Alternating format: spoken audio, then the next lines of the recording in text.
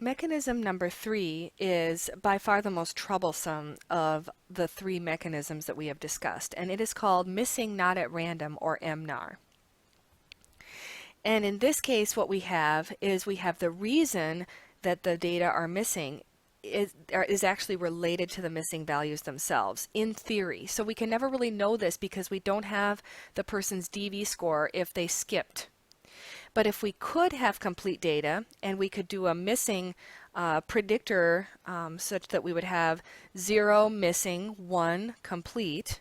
So if we were to regress the DV, if we had complete data on whether it's missing or not, again, this is all hypothetical because we can't really do this, but if we were able to, we would find that the missingness predicts the DV, such that those who skip the test are more likely to score lower on the test.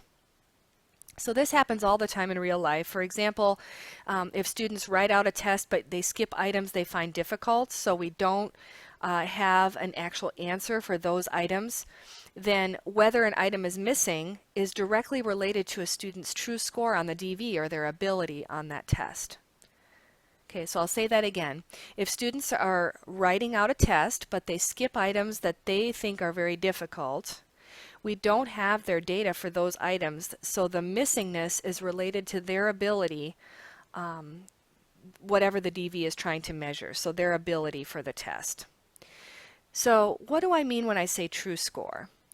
True score is defined as the average score on an item or an exam if the person answered that item an infinite number of times. So literally this is like if you took the GRE an infinite number of times. I know that gives me a headache just to think about.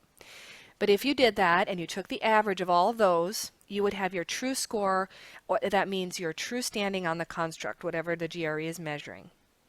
And by the way, the variance in that distribution, or the SD of that distribution of all of your infinite times, would be your error around the true score. But that's another matter for another class. But it's a good thing to keep in mind because that's how we're defining the true score. And so a student's true score on this particular test, we're trying to get at that with the best tools that we have. We want to know the true score. But here's the thing. If students are skipping items or they're skipping scales, let's say our participants are skipping scales, and they are doing so for a reason that's related to the DV in any way. For example, if they're skipping items that they find more difficult, more likely to get incorrect, then what we're doing is we're getting an upward bias of their true score. Whereas if they had answered all of them truthfully, we would get much closer to their true ability score. So MNAR, again, is a case of we don't have any variable in our data set that predicts the missingness except the DV. If we had SES again, that is related to the missingness and the DV, we could parse that out and impute the missing values in a way that's fair and get a more true inference of parameter estimates, mean estimates, or the relationship among variables, correlations, etc. We would get true estimates of those, or truer than we would if we weren't able to impute those values because we didn't collect variables like SES that would predict the missingness and the DV. Okay, so again, if students with low math scores are more likely to avoid taking a test, going back to our previous example, even after accounting for any variables that we have collected that we think have predicted the missingness, like SES, math scores are or the DV still is correlated with the missingness, or the missingness still predicts the DV, and that is really potentially problematic when we're trying to make accurate inferences about the means and the variances of these variables. So let's say that for another example, let's say students with low math scores get scared and they know they have to take a math test and they don't want to do poorly, and so they find excuses like they say they're sick or whatever to miss the test day.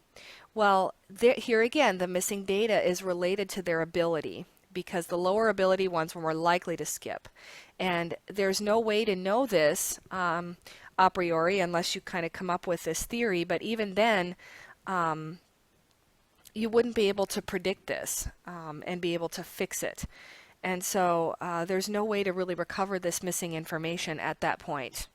So again, if students who are lower in ability decide not to take the exam, what you'll have is a mean scores across the whole sample that is higher than it would have been if you had complete data.